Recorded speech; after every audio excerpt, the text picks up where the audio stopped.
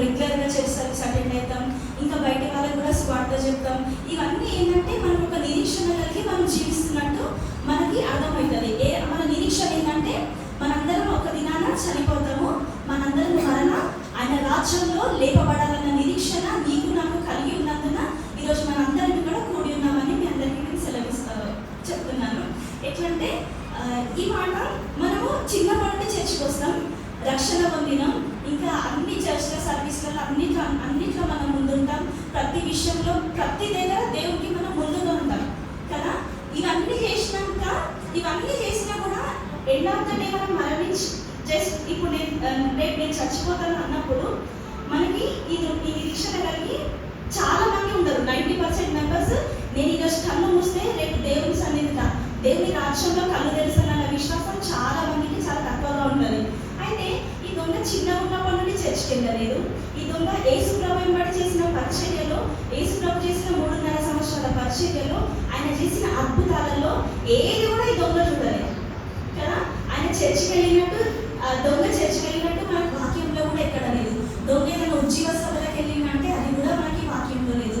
కొన్ని దొంగలు ఎవరైనా రక్షణలోకి నడిపించారంటే ఆ మాట కూడా తెలియదు. ఇంకేంటంటే ఆయన చేసిన పరిచర్యలో ఆయన చర్చికి వెళ్ళినట్టు కూడా ముఖ్యంగా ధర్మశాస్త్రము దొంగ టైంలో అవైలబుల్ ఉంది కదా.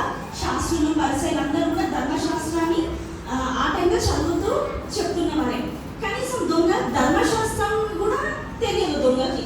కానీ ఈయనకు వచ్చిన ఆపర్చునిటీ ఏంటిదంటే ఇప్పుడు మనం చిన్న చిన్నగా లైఫ్లో పైకి వెళ్తాం. కానీ సడన్గా ఒక రాత్రికి ఒక బంగ్లా కొనేసి ఒక కారు కొనేస్తే మనందరికి ఎట్లయితుంటుంది. అయితే ఏంటంటే ఈ దొంగ అంటే పక్కకి శిష్యులు ఉన్నారు, శిష్యులతో దేవుడు ఎప్పుడు అనలేదు ఏమని, మీరు నాతో కూడా పరదేశంలో ఉంటారు, నా రాజ్యంలో ఉంటారని. యేసు ప్రభు శిష్యులతో కూడా అనలేదు, కనీసం తన తల్లితో కూడా అనలేదు, తన తండ్రితో కూడా యేసు ప్రభు అనలేదు. కానీ డైరెక్ట్గా ఈ దొంగకి వచ్చిన గుడ్ ఆపర్చునిటీ ఏంటిదంటే ఒక గోల్ అయినా రీచ్ అయింది. ఏంటంటే దేవుడు అంటాడు, నేను ఇప్పుడు ఇక్కడ చనిపోయి 3వ దినాన లేపబడి నేను పరదేశంలోకి వెళ్ళిపోతా, నేను ఎట్లా వెళ్ళిపోతానో నువ్వు నా ఇంట్లో వచ్చేస్తావని చెప్తున్నాడు దేవుడు. హల్లెలూయా కదా. ఈయన కష్టపడింది లేదు, ఎవరికి స్వార్థ ప్రకటించింది లేదు, లేదా ఇంకా అన్యజనులను రక్షణలోకి నడిపించింది లేదు, వాక్యం చదివింది లేదు. డైరెక్ట్గా వచ్చిన ప్రమోషన్ దాకా మనం ఇక్కడ చూసుకుంటున్నాం కదా. నీకు నాతో కూడా నేను ఎంత పరదేశిని కదా. ఇప్పుడు మనం ఎట్లంటే మనం ఇప్పుడు జీసస్ ఎక్కడ ఉన్నాడు అని చెప్తే మనందరం చెప్తాం ఆయన పరలోకంలో ఉన్నాడు అని చెప్తాం. అంతే ఖచ్చితంగా వాక్యం ఏం చెప్తుందంటే యేసు ప్రభు పరలోకంలో ఉన్నాడని చెప్తుంటే దొంగ కూడా పరలోకంలో ఉన్నాడని వాక్యం సెలవిస్తుంది కదా. అయితే ఒక చిన్న మాట నేను చెప్పాలని ఆశపడుతున్నాను.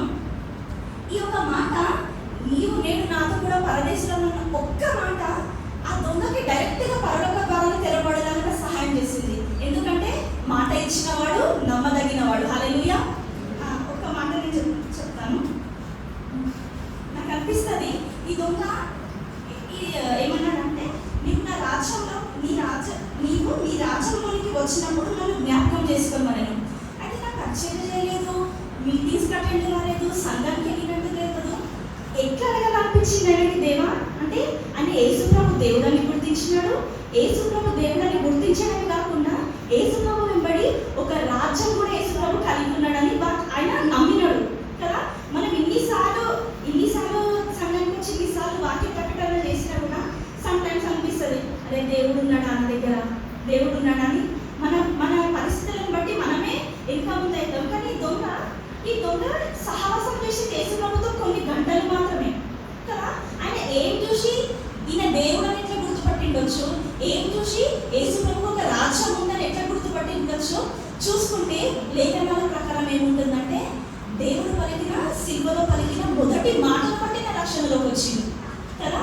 ఏంటంటే అంకుల్ ఇందాక చెప్పారు కదా, యేసు ప్రభు పొందిన శ్రమలలో ఆయనని బుద్ధినరు, ముఖం పైన ఉమ్మి వేసినారు కొరడాలతో.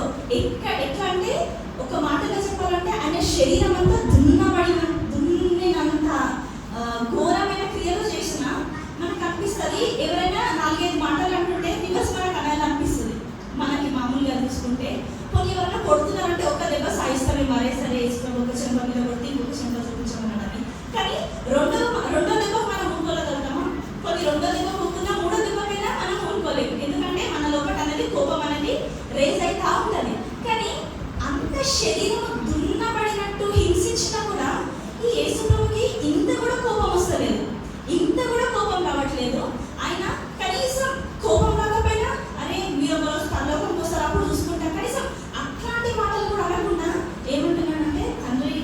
మేము చేసిన వీరెల్లరూ కనుక వీరిని క్షమించాము. ఒక్క మాట ఆయన హృదయాన్ని కదిలింపజేసింది. హల్లెలూయా, హల్లెలూయా, కదిలింపజేసింది. ఎట్లా అంటే మనం మాట్లాడుతున్నప్పుడు యేసుప్రభు ఎంబడెంబడే కూడా దొరుకున్నాడు. యేసుప్రభు మొదట సింహం మోస్తున్నాడు, ఇంకా ఈ దొంగలు వస్తూ ఉన్నారు కదా. యేసుప్రభు అక్కడ సువార్త చెప్పింది కూడా తెలియదు కదా. ఆయన ఎంత అబ్జర్వ్ చేస్తున్నాడంటే దేవుని, అరే గుడ్డు తింటే ఏమంటలేడు, ముళ్ళ కిరీటం పెట్టి తలపైన కొడితే కూడా ఏమంటలేడు, నా శరీరం దున్నబడితే కూడా ఆయన ఏమంటలేడు. ఈయన ప్రేమ ఏంటిది, ఈయన మనసు ఏంటిది అన్నది ఆయన లోపల ఉండిపోయి ఆయన అంత అబ్జర్వ్ చేస్తున్నాడు. దొంగ కదా, దొంగకి దేవుడు డైరెక్ట్ గా చెప్పలే, నువ్వు నా వెంబడి వస్తావా, నువ్వు పరలోక రాజ్యం ఉంది నాకు యేసుప్రభు చెప్పలే. డైరెక్ట్ గా దొంగనే కనుగొని చెప్తున్నాడు. అయితే నేను ఇక్కడ ఏం చెప్పాలని ఆశపడుతున్నానంటే, ఈ దొంగ కొద్దిసేపు అయితే మరణిస్తాడు కదా. యేసుప్రభు మరణించినట్టు కొద్దిసేపు అయితే దొంగ కూడా మరణిస్తాడు. ఆ చివరి గడియల్లో వాడుకున్న దొంగగా మనం ఇక్కడ చూస్తున్నాం. ఏ విషయంలో వాడుకున్నాడంటే, మొదటగా ఆయన రక్షణ పొందాలని ఆశ కలిగి ఉన్నాడు కదా. చివరి స్థానంలో ఎట్లా అంటే, యేసుప్రభు పలికిన మాటలు, చివరి మాటలు మనం ఎప్పుడు హైలైట్ చేస్తూ ఉంటాం. ఎట్లా అంటే మన ఇంటి దగ్గర కానీ ఎవరైనా చావు బతుకుల పరిస్థితుల మధ్యలో ఉన్నప్పుడు వాళ్ళు ఏదైనా చిన్నగా చెప్తున్నా మనం వినబడకపోయినా ఎట్లంటే వాళ్ళ మూతి దగ్గర చోబెట్టి ఉంటాం. ఎందుకంటే చివరి మాటలు ఎక్కడ ఏం పెట్టినా చెప్తారా, లేదంటే ఎవరికైనా మనం ఇచ్చేది ఉందని చెప్తారా, ఎవరి దగ్గర ఉందని మనం వచ్చేది ఉందని చెప్తారా. చివరి మాటలు వాళ్ళ సంవత్సరాలు అంతా మాట్లాడకపోయినా వాళ్ళు జరసేపట్లో చచ్చిపోతున్నాం ఇట్లా అన్నారు అనుకో, మనందరం వెళ్ళి చెవు డైరెక్ట్గా దగ్గర పెడతాం. ఎందుకంటే ఆయన చెప్పే చివరి మాటలు కదా. అదే మన తండ్రి అయిన యేసయ్య ఆయన చెప్పే చివరి మాటలు ఆయన గురించి కూడా ఏది మాట్లాడుకోలేదు, కానీ ఆ చివరి మాటలు కూడా సంఘానికి, సంఘ క్షేమానికి, ప్రపంచాని కోసం మాట్లాడినట్టుగా మనం ఇక్కడ చూస్తున్నాం. అయితే నాకు అనిపిస్తుంది, ఆయన కొంచెం సేపు అయితే దొంగ చచ్చిపోతాడు.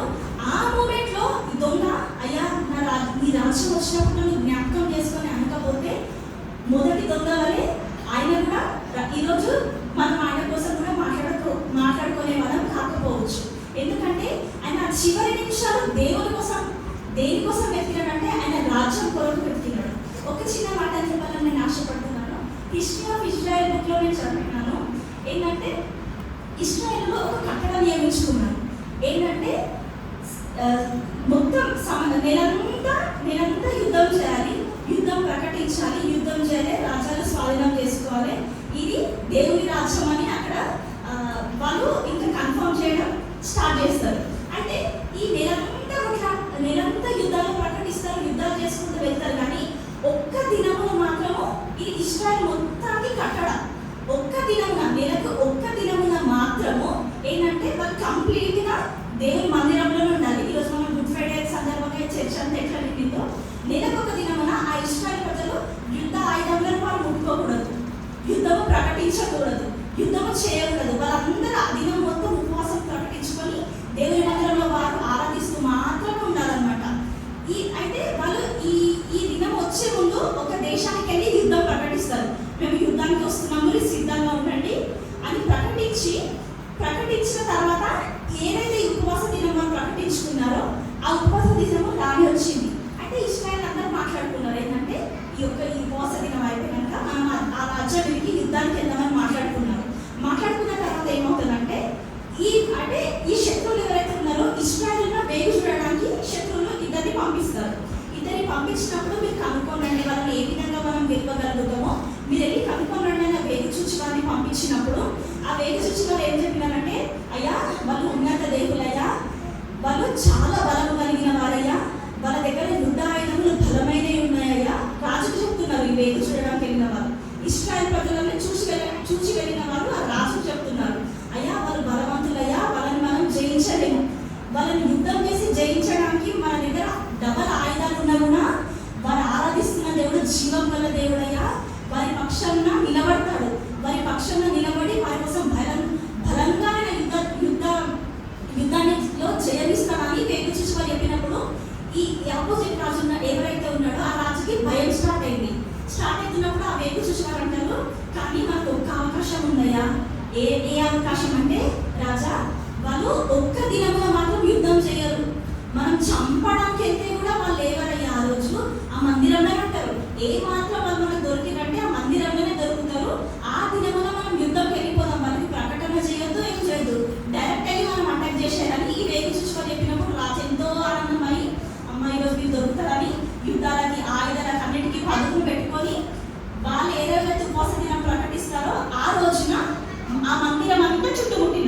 ఇశ్రాయేలీయులు డేంజర్గా దేవునికి స్తుతి ఆరాధన చేస్తున్నారు.